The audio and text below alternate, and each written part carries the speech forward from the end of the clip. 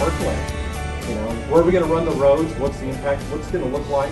Planning committees love this type of, real 3D. You can look around it.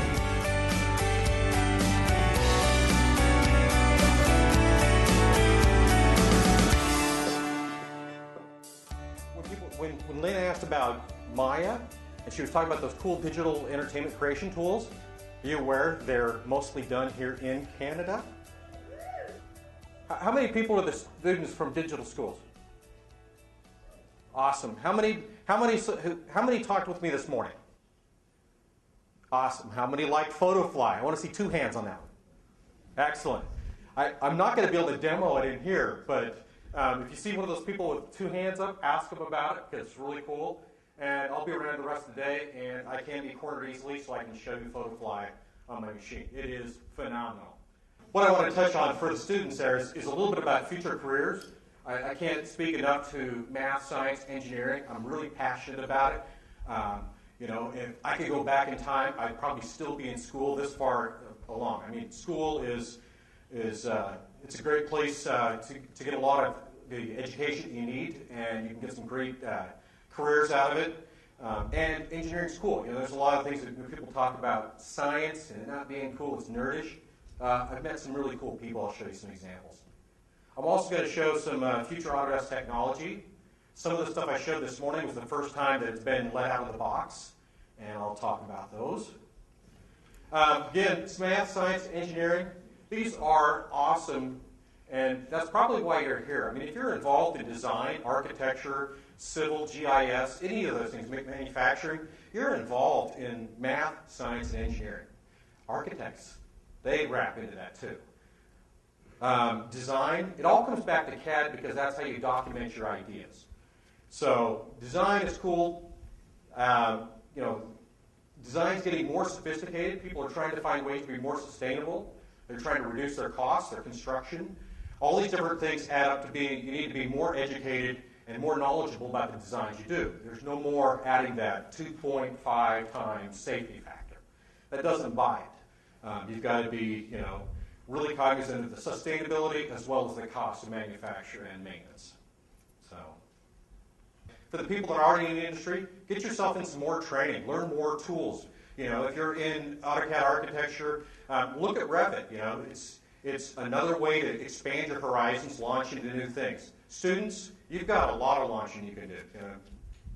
Now talk about some of the future technology stuff. I'm really lucky. I said today that I get to work at Willy Wonka's chocolate factory.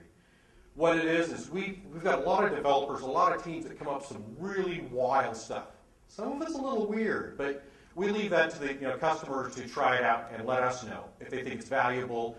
All these different technologies, we put them out there. It's not beta because it's not a product yet. It's a technology preview. So we come up with this idea, we put it out there, we see what you give us the feedback. So that's our only request is feedback on this technology preview. They're all free. They're available for download. How it works, the idea comes from the developer. How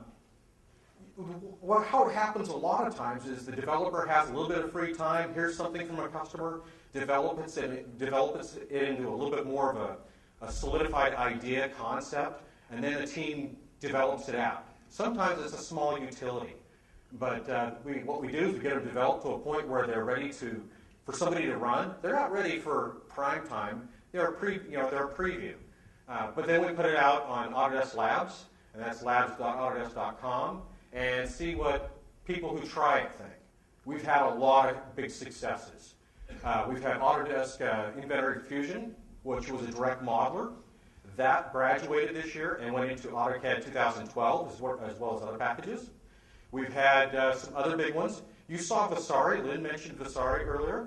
That one's a current labs thing. We've got all kinds. It covers every discipline.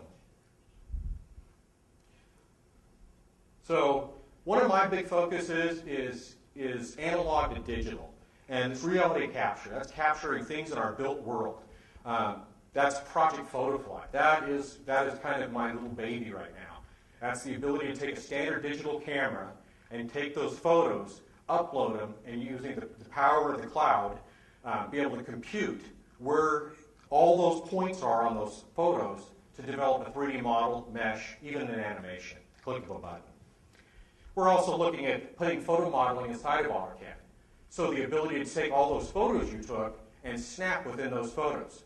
So if I was to take, photos of this room in here, I'd be able to snap to the corners of this room and maybe extrude a solid for that wall and continue modeling on with that. Point cloud. Point clouds are they're laser created. They're pretty cool. They're expensive too. But they fire off lasers and they require points based on intervals and develop what looks like a swarm of mosquitoes. But in reality, when you zoom out, you realize it's actually the geometry in a 3D space. And what we do is we have tools, and we have a tool out on Autodesk Labs right now that you can turn the flat surfaces into a flat solid object. Planar, that's the planar surfaces. Cylindrical, spherical. And then we took part of that functionality and we actually put that into Revit 2012 or 2012. So you can actually bring in a point cloud that somebody scanned and snap and draw walls to that. Why are point clouds important? Because most of the big governments and building owners are doing them today. Because they want to get an existing building's geometry so they can study it for rapid energy modeling. They want to know how big the room is so they can optimize energy, maybe different materials, or they're doing a retrofit. It's not a new construction, they're modifying. Maybe they're doing a new hospital wing and they need to know where the existing HVAC is. Things like that are really easy to do with a point cloud. The other labs technologies, Vasari, that I talked about, it's kind of like taking a piece out of Revit, but also adding the analyzing tools, Ecotect. Project Galileo, that's kind of cool, I'll show you that, and Inventor Fusion. And the more we look into PhotoFly, the more we find practical uses for PhotoFly. So the way to document existing ancient ruins or historical landmarks is you take pictures and you sketch them. That's it. If one of them disappears or gets wiped off the face of the earth, you really don't have any descriptive geometry of this existing structure.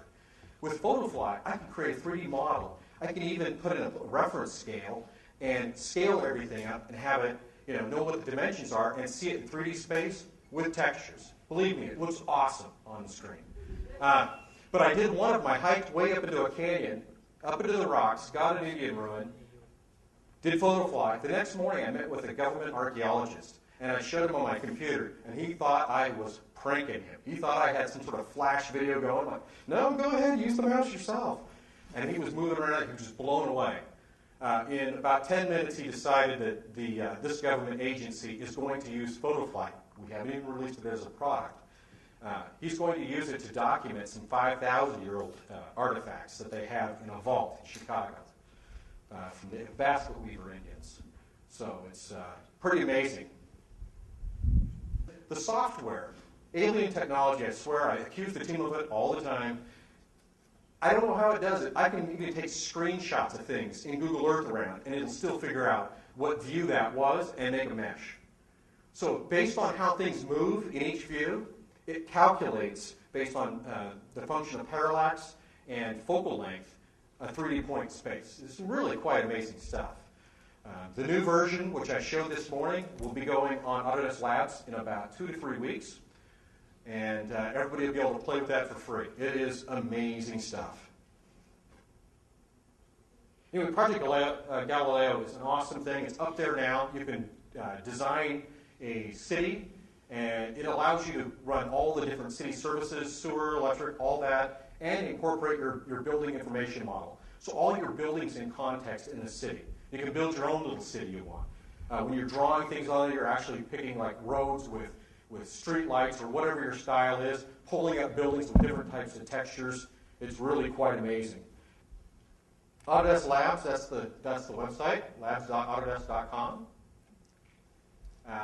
Home Styler, that's another one. That's a free one out there on the web. You can design in 2D and 3D your dorm, your building, your house, all kinds of cool things. It's a great way to send relatives busy, remodeling the house and the furniture before they finally figure out where they're going to place the stuff. Because then people like me don't have to keep moving it around. Does that work? Does that work? Does that work? It's really easy. My aunt can use it, and trust me, that's a barrier. There's the AutoCAD WS. It was known as Project Butterfly. If you notice, all these connected products have fly in their name.